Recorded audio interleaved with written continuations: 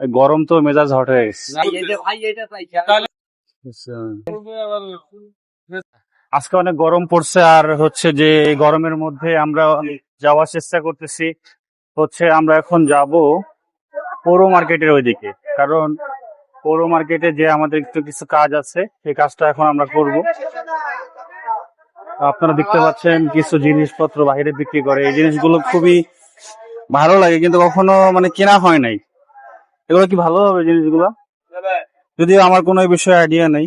তো প্রাইস কত ভাইয়া? পার পিস 200 টাকা করে পার পিস। তো সবগুলো কি ফিক্সড?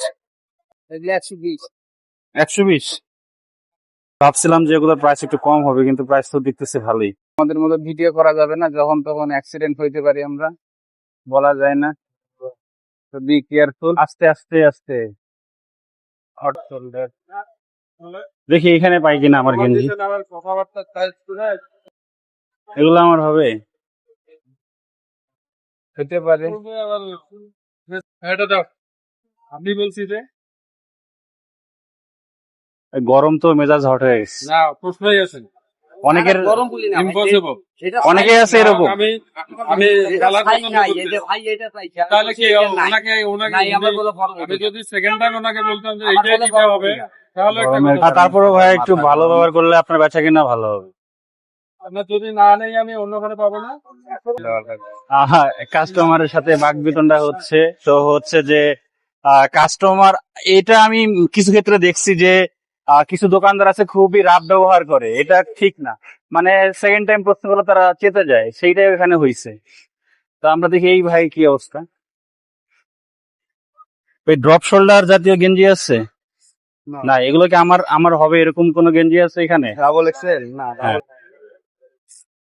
এক্সেল তো আমার হবে না। আমাদের আপনার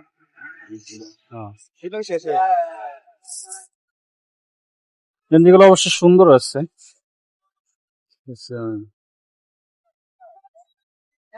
আমার এমনই কপাল, মার্কেটেও গেঞ্জি হয় না, বাইরেও হয় না, জুতাও হয় না, কোনো শার্ট প্যান্ট সহজে হয় না, অনেক খোঁজাখুঁজি করতে হয়, অর্ডার দিয়ে নেওয়া লাগে।